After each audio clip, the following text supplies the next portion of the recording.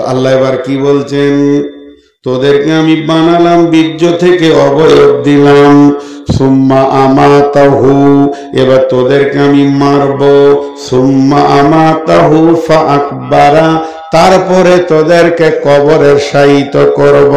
হতভাগা রে, তুই কি দেখতে পেছিস না কবর কাকে বলে? একটা প্রশ্ন এলো মনে মনে। প্রশ্নটা আপনারা আমার সঙ্গে একমত আছেন কিনা জানি না। এক্ষুনি এলান হলো আমডোল ঘাটে হাজি আব্দুল জব্বার মারা গেছে। উদাহরণ দিচ্ছি, আবার এখানে কোনো জব্বার হাজি থাকলে ভাবেন না যে মরে গেছে, তাহলে আবার বিপদ হলো। হাজি আব্দুল জব্বার মারা গেছে। মাইকে যখনই এলান হয়ে গেল, আমরা সবাই রেডি হয়ে গেলাম, বেলা 10টায় জানাজা হবে। কিন্তু গিয়ে দেখলাম 2000 লোক এসছে জানাজা পড়তে, খাট সামনে আছে। এসেছি কাকে বিদায় দিতে? হাজি সাহেবকে। এসেছি কাকে বিদায় দিতে? হাজি সাহেবকে। আপনারা মুখ খুলছেন না, আমার খুব কষ্ট হয়েছে। তো ওকে বিদায় দিতে এসছি। তাহলে বিশ্বনবী যদি বলতেন যে ওর জানাজাতে যতগুলো লোক হবে 2000 লোক, 2000 উহুদ পাহাড় সমান নেকি হাজি সাহেব পাবে, তাহলে লাভ ছিল। লাভ ছিল কি ছিল না মাইয়াতে? কিন্তু ওর জন্য বলছে যে কোনো নেকি নেই, ও যা আমল করেছে তাই। আমরা শুধুমাত্র দরখাস্ত দিব, জি আমি আপনাদের মাদ্রাসার সেক্রেটারিকে একটা দরখাস্ত লিখলাম, অমুকের মেয়েকে আপনি ফ্রি করতে পারলে ভালো হতো। ও নাও করতে পারে। দেখেন, আল্লাহু আকবার।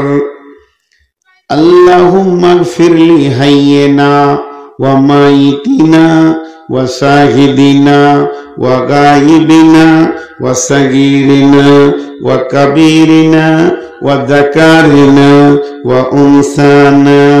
আল্লাহুম্মা মান আহইয়াইতাহু মিন্না ফাইহি আলাল ইসলাম ওয়া মান তাওফাইতাহু মিন্না ফাতাওফাহু আলাল ঈমান।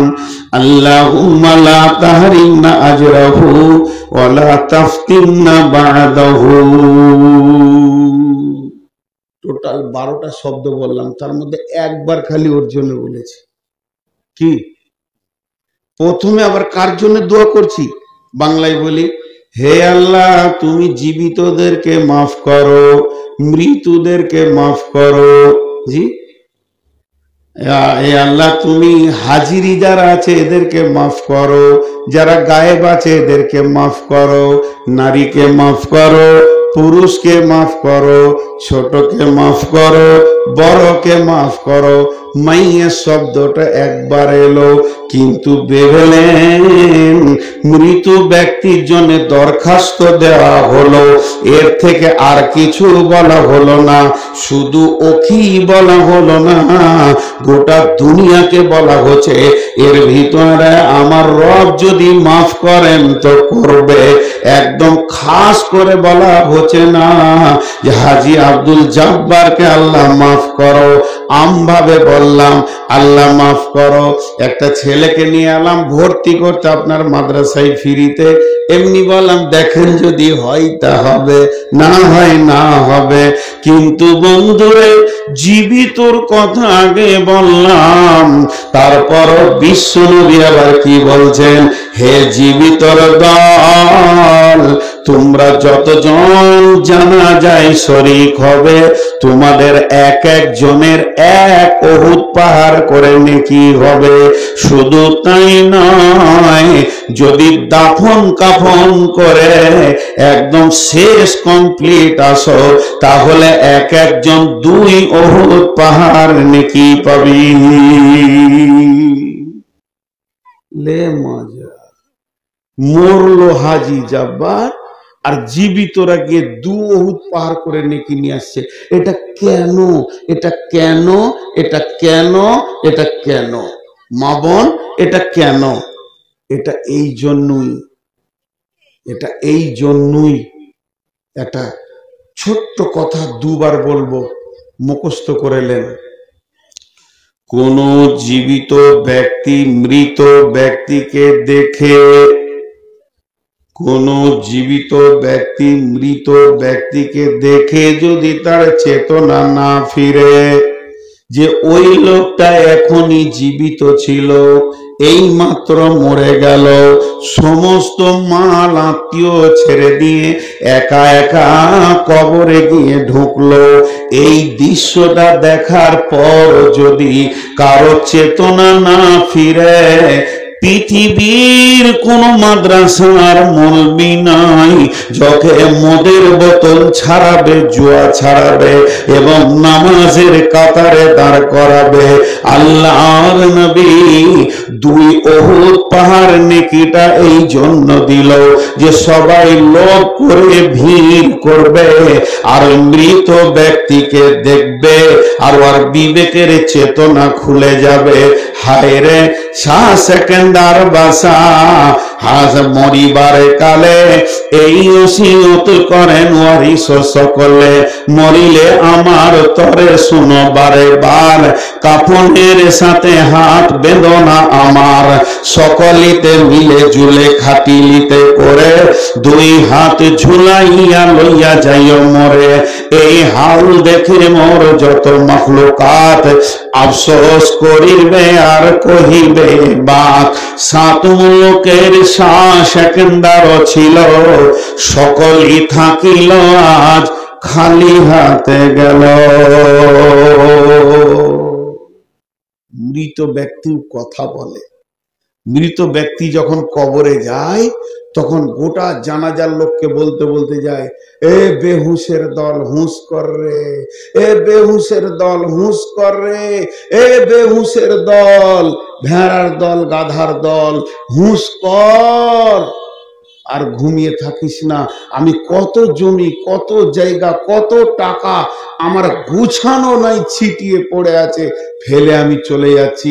নাতি পুতি কত গালে চুমা দিলাম, খেলা করলাম তাদেরকে নিয়ে, আর কোনো মায়া মহব্বত নাই, সব যেন লাইনে তার কেটে গেছে। এ বেহুশের দল তোরা হুঁশ কর। এর জন্য আল্লাহ রসুল নেকিটা জীবিতকে দিচ্ছে, দে বলছে ভিড় লাগা, দেখ কবর দেখ। জি মসজিদে আমি এখানে উঠে প্রথমে বললাম আসসালামু আলাইকুম, বললাম কি বললাম না? আসসালামু আলাইকুম। আপনারা কি বললেন? সালাম। কিন্তু দুই জায়গায় সালাম দেওয়ার পর উত্তরের আশা দরকার নাই। সেই দুই জায়গা কোথা? একটা হলো মসজিদ, কেউ নাই, তাও সালাম দিয়ে ঢুকতে হবে। আসসালাতু ওয়াসসালামু আলাইকা ইয়া রাসূলুল্লাহ মাফতাহ লি আবওয়াব রাহমাতিকা, আসসালামু আলাইকুম। কারণ আল্লাহর অনেক ফেরেশতা আছে, জিন আছে যারা মসজিদে ইবাদত করছে। আপনারা যদি আমাকে এখন উত্তর না দিতেন তো আমি আবার বলতাম আসসালামু আলাইকুম, মানে উত্তরটা লিখবই তবে ছাড়বো। কিন্তু বিশ্বনবী বলছেন যখন তুমি গোরস্থানে যাবে তখন তুমি সালাম দিয়ে উত্তরের অপেক্ষা করো না। এটা কি? যেটা বলেন সবাই বলেন কি? এইটা কি? না এইটা কি? এটাও তো চুল, এখানে থাকলে চুল, এই জায়গায় চলে এলে দাড়ি। তো বন্ধুরা আমার, যখন কারোর সঙ্গে মুলাকাত করব তো সালামটা হবে সালাম আদান প্রদান, আর এই সালামটা যখন গোরস্থানে দিব তখন হয়ে যাবে দোয়া। এই জন্য বিশ্বনবী বলছেন যখন তুমি কবরের পাশে যাবে তখন বলো আসসালামু আলাইকুম ইয়া আহলাল কবুরি, হে কবরবাসী তোমাদেরকে আমি সালাম দিলাম, মানে আল্লাহর শান্তি তোমাদের উপরে বর্ষিত হোক। এরপর কি বলছে দেখেন, ইয়াগফিরুল্লাহু লানা ওয়া লাকুম, আল্লাহ আমাদেরকেও ক্ষমা করেন, তোমাদেরকেও ক্ষমা করুন। প্রথম জীবিতরাই নেকিটা নিয়েছে, ইয়াগফিরুল্লাহু লানা ওয়া লাকুম, আল্লাহ আমাদেরকেও ক্ষমা করেন, তোমাদেরকেও ক্ষমা করুন। ইয়াগফিরুল্লাহু লানা ওয়া লাকুম ওয়া আনতুম সালাফনা ওয়া নাহানু বিল আসরি, এই শব্দটা দোয়া নয়, এটা হচ্ছে স্মরণিকা। আনতুম সালাফনা ওয়া নাহানু বিল আসরি, এটা যদি বাংলায় বলি এরকম হবে, বন্ধুরে তোমরা আগে এসেছো, আমি পরে আসব। এটা তো দোয়া নয়, আল্লাহ মাফ করো, ক্ষমা করো আসছে না। তাহলে শান্তি বর্ষিত হোক হে কবরবাসী, আল্লাহ আমাদেরকেও মাফ করুন, তোমাদেরকেও মাফ করুন। তোমরা আগে এসেছো, আমি পরে পরে তোমাদের কাছে আসব। জি, সব জালসায় কিছু লোক দাঁড়িয়ে থাকে, কিছু লোক বসে থাকে, ঠিকানে 4-5 জন ঠিকা নিয়েছে দাঁড়ানো, দেখছে সবাই যখন বসে আছে, সালা জালসাটা এত সুন্দর কেন হবে রে, তা ওই ঠিকাটা আমরা নিই। ওদের মাথা আর কাজ করছে না। এরা কি করবে, এত সুন্দর সভা থাকে যে মোটর বাইকের উপরে বসে ওর বসছে। ভাই আপনাদের বিরক্ত লাগছে নাকি? খবরদার বিরক্ত লাগবে না ইনশাআল্লাহ। জি, ওই জায়গায় আমাদেরকে যেতে হবে। এবার একটা মজার জিনিস দেখেন, আল্লাহ তাবারক ওয়া তাআলা রাসূল জীবিতদেরকে আগে সবসময় রেখেছেন। তো যখন কবরের পাশে যাবে, আমরা অনেক দেশ ভ্রমণ করি, অনেক দেশ যাই, কেউ বলে চলো সিমলা থেকে ঘুরে আসি, গ্যাংটক যায়, দার্জিলিং যায়, আরো কত কত কত কত জায়গা যায়, তো ঘুরে আসি।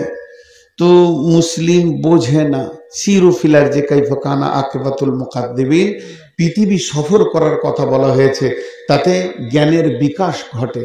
বই পড়ে জ্ঞান যা হয়, তো এটা হচ্ছে কিতাবি শিক্ষা।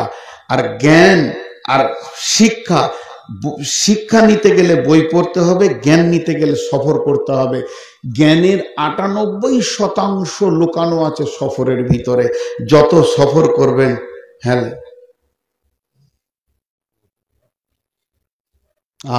তোর দোষ নাই রে, তোর দোষ নেই, তোকে যে জন্ম দিয়েছে তারই দোষ।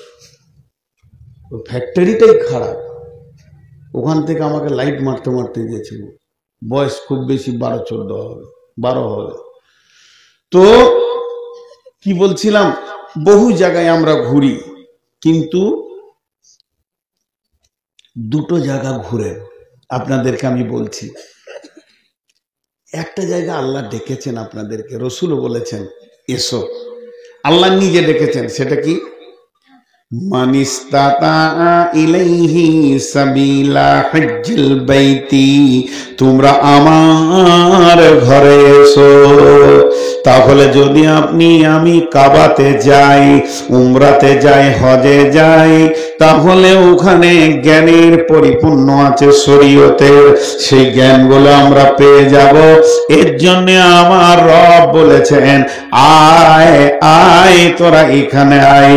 আল্লাহর নবী বলছেন মাহজ্জাল বাইতি মানিস্তাতা ইলাইহি সাবিলা, তোমাদের যদি টাকা হয় হে মুমিনের দল, যেদিন তোমার বয়স হবে 60 বছর, প্রথম ইবাদত শুরু হবে তোমার সালাত নামাজ।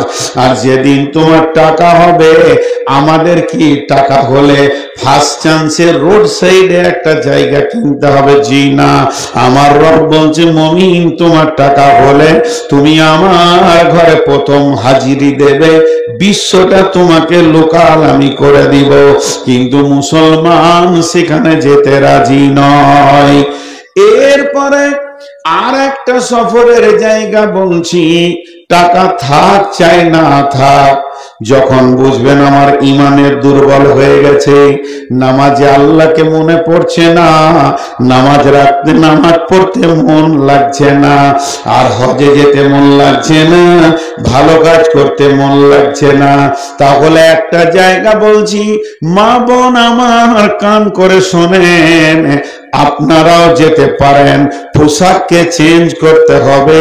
আল্লাহ তাবারাক ওয়া তাআলা আল্লাহ তাবারাক ওয়া তাআলার নবী আম্মা জান আয়েশাকে নিয়ে গেছিলেন জিয়ারতে, অতএব যেতে পারেন। এবং পুরুষদেরকে বলছি, একবার গভীর রাত্রিতে যখন পৃথিবীর সমস্ত মানুষ ঘুমিয়ে যাবে, তখন একবার কবরস্থানে যাবেন, গোরস্থানে দাঁড়িয়ে দাঁড়িয়ে দুই চোখে দেখবেন, বিবেকের দরজা খুলে যাবে।